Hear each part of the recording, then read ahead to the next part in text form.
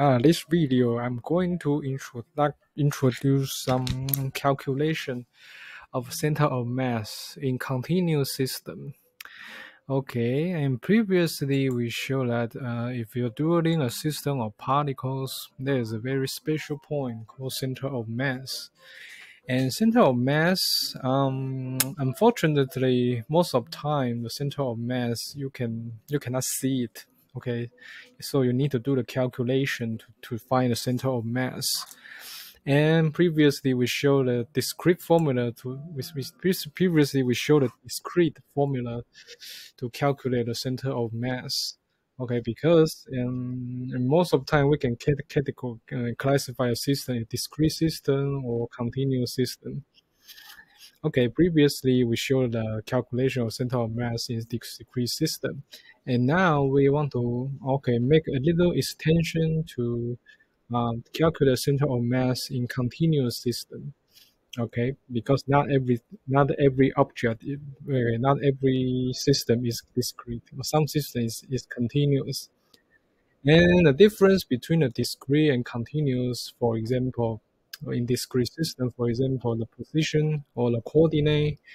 Okay, the left hand side, the coordinate of each particle, the coordinate of each particle are certain values.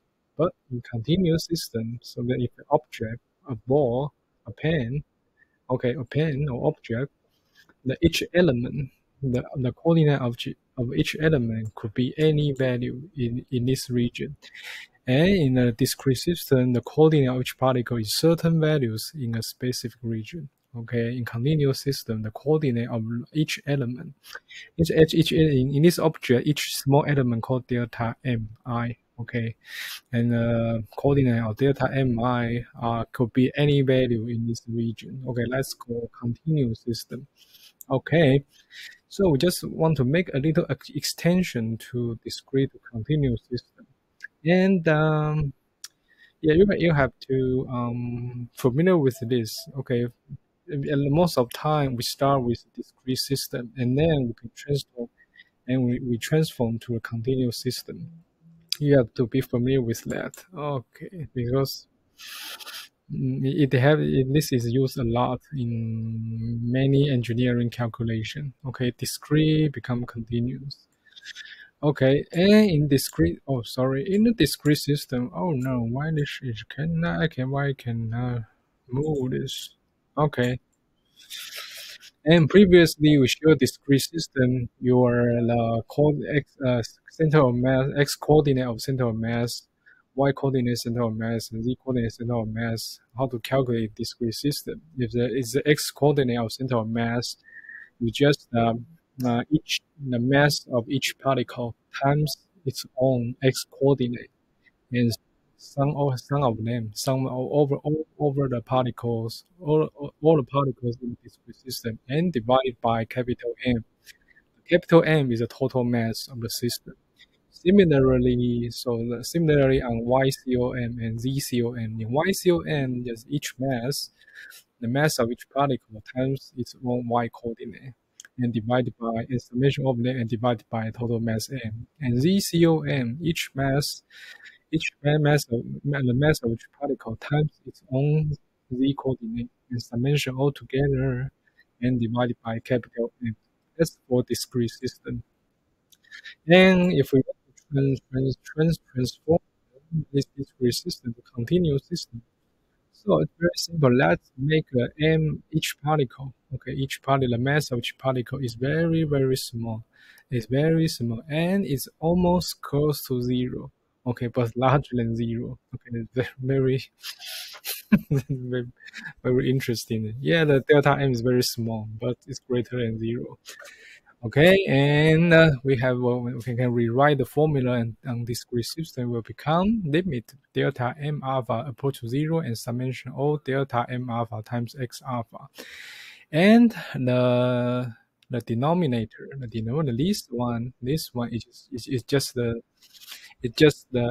definition of integration. Okay, this just in the definition of integration. This will become integration x to the integration of x with respect to delta M. Okay, x do integration on delta m and yeah, integration on delta m. And so you found a train, okay. In discrete system, it's a mention, okay. In discrete system, doing a summation, okay. But in continuous system, we are doing an integration, okay. So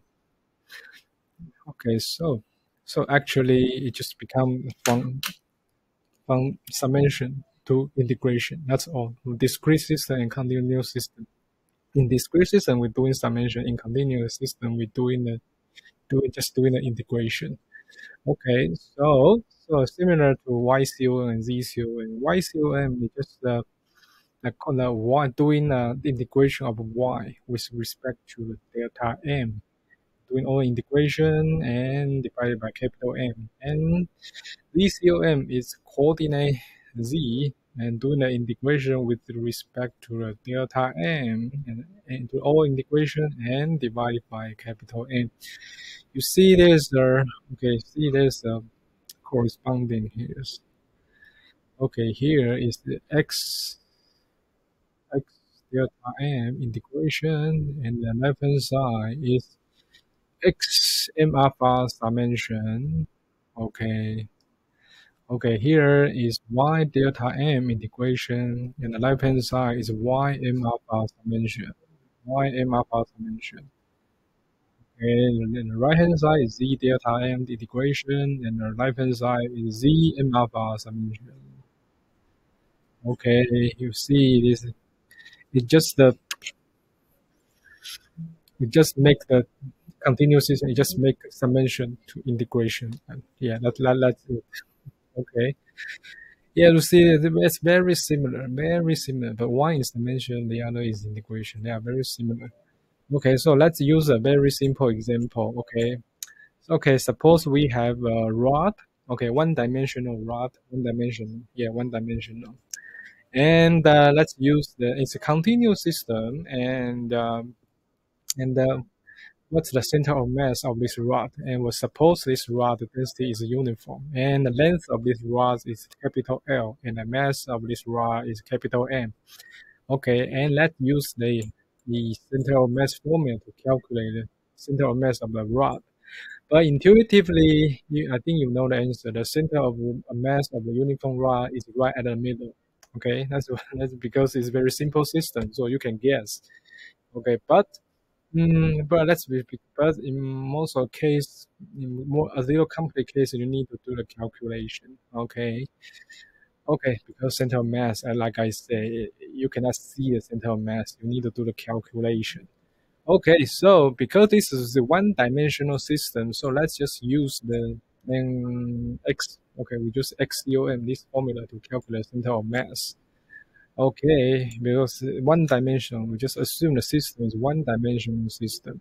So what's the formula to calculate the XCOM in continuous system? It's capital M. Okay, it's the total mass of a rod in this problem, and it's x delta m. Okay, so the total mass of the rod is m, so 1 over capital M. There's no problem. This m is the total mass.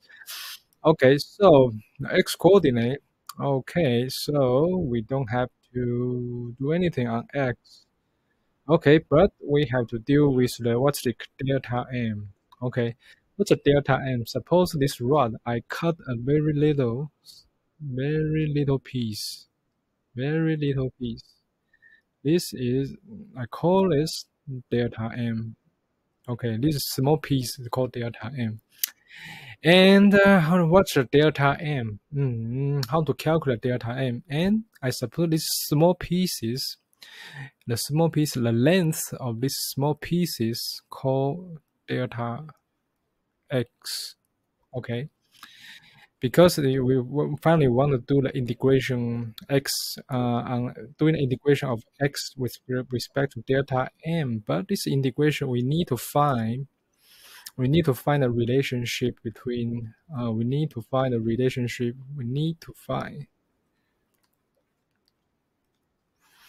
relationship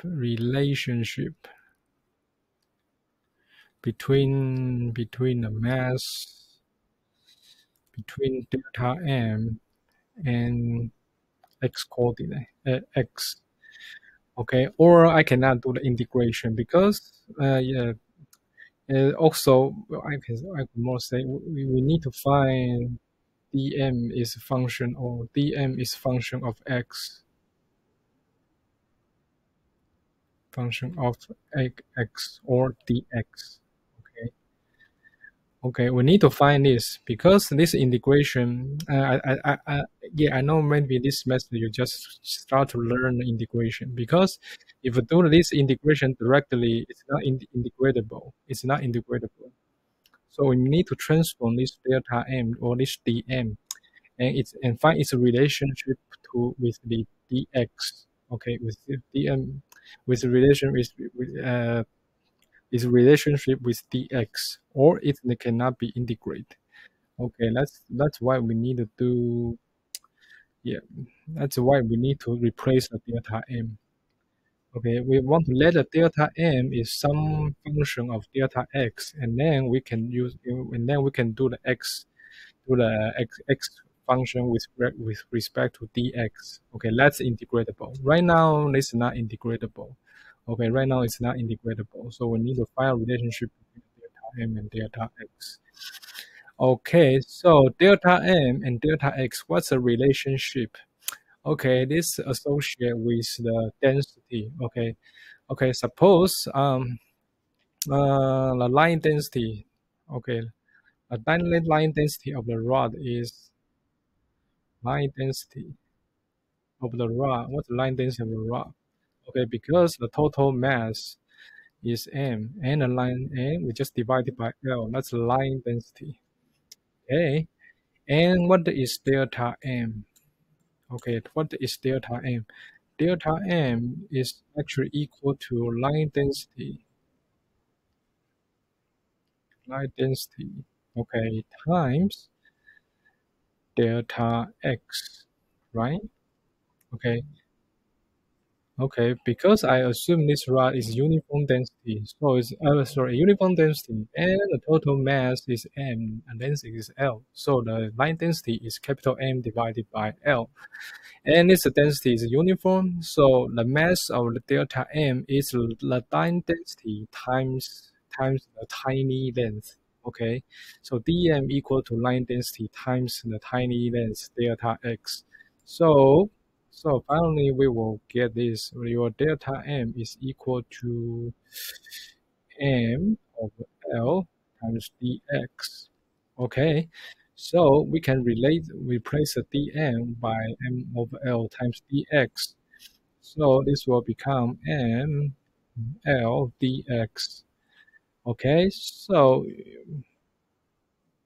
okay, we can replace the dm become a dx, and now it's integratable. Well, okay, because right now it's x doing integration with respect to x. Now it's integratable.